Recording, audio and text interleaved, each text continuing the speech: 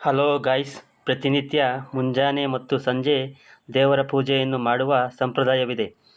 ದೇವರ ಪೂಜೆಯನ್ನು ಮಾಡುವಾಗ ಮೊದಲು ಅಥವಾ ದೇವರ ಪೂಜೆ ಮಾಡುವಾಗ ನಾವು ಯಾವೆಲ್ಲ ನಿಯಮಗಳನ್ನು ಅನುಸರಿಸಬೇಕು, ಇವುಗಳು ನಮಗೆ ತಿಳಿದಿರಬೇಕು. ಭಕ್ತರು ದೇವರನ್ನು ಪೂಜಿಸುವುದಕ್ಕಾಗಿ ಮಾನಸಿಕ ಶಾಂತಿಗಾಗಿ ದೇವಸ್ಥಾನಗಳಿಗೆ ಆಗಾಗ್ಗೆ ಭೇಟಿ ನೀಡುತ್ತಾರೆ. ನಾವು ದೇವಾಲಯಗಳಿಗೆ ಭೇಟಿ ನೀಡುವುದು ಅತ್ಯಂತ ಮಂಗಳಕರವೆಂದು ಹೇಳಲಾಗುತ್ತದೆ. ಏಕೆಂದರೆ ದೇವರು ಇಲ್ಲಿ ನೆಲೆಸಿರುತ್ತಾನೆ ಎನ್ನುವ ನಂಬಿಕೆ ಇದೆ. ಈ ಪವಿತ್ರ ಸ್ಥಳವು ದೈವಿಕ ಶಕ್ತಿಯನ್ನು ಅನುಭವಿಸಲು ಸಹಕಾರಿಯಾಗಿದೆ. ದೇವರನ್ನು ಸರಿಯಾಗಿ ವಿಧಾನಗಳ ಮೂಲಕ ಪೂಜಿಸುವುದು ಮುಖ್ಯವಾಗಿರುತ್ತದೆ. ನಮ್ಮ ಪವಿತ್ರ ಧಾರ್ಮಿಕ ಗ್ರಂಥಗಳಲ್ಲಿ ಪೂಜೆಗೆ ಸಂಬಂಧಿಸಿದ ಅನೇಕ ನಿಯಮಗಳನ್ನು ಸಹ ಉಲ್ಲೇಖಿಸಲಾಗಿದೆ. ಪೂಜೆಯಲ್ಲಿ ಸರಿಯಾದ ಮತ್ತು ಶುದ್ಧ ನಿಯಮಗಳನ್ನು ಸೇರಿದಾಗ ಮಾತ್ರ ಭಕ್ತನು ಪೂಜೆಯ ಉತ್ತಮ ಫಲಿತಾಂಶವನ್ನು ಪಡೆಯಬಹುದು ಎನ್ನುವ ನಂಬಿಕೆ ಇದೆ.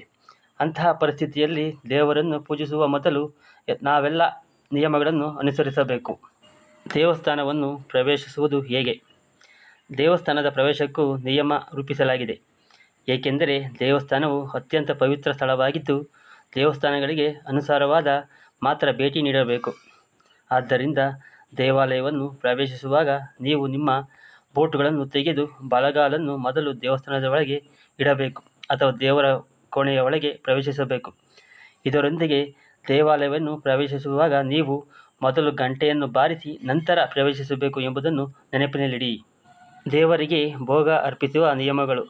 ದೇವರನ್ನು ಪೂಜಿಸುವಾಗ ಒಬ್ಬ ವ್ಯಕ್ತಿಯು ದೇವರ ಕಣ್ಣುಗಳನ್ನು ಮತ್ತು ಮುಖವನ್ನು ಎಚ್ಚರಿಕೆಯಿಂದ ನೋಡಿಕೊಳ್ಳಬೇಕು.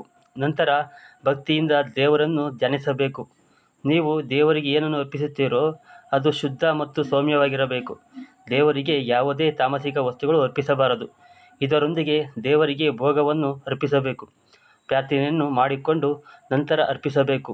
ನಾವು ತಿಳಿದೋ ಅಥವಾ ತಿಳಿದೆಯೋ ಯಾವುದೇ ತಪ್ಪುಗಳನ್ನು ಮಾಡಿದರೆ ದೇವರು ಅದನ್ನು ಕ್ಷಮಿಸಬಹುದು. ಪೂಜೆಗೂ ಮುನ್ನ ಸ್ನಾನ.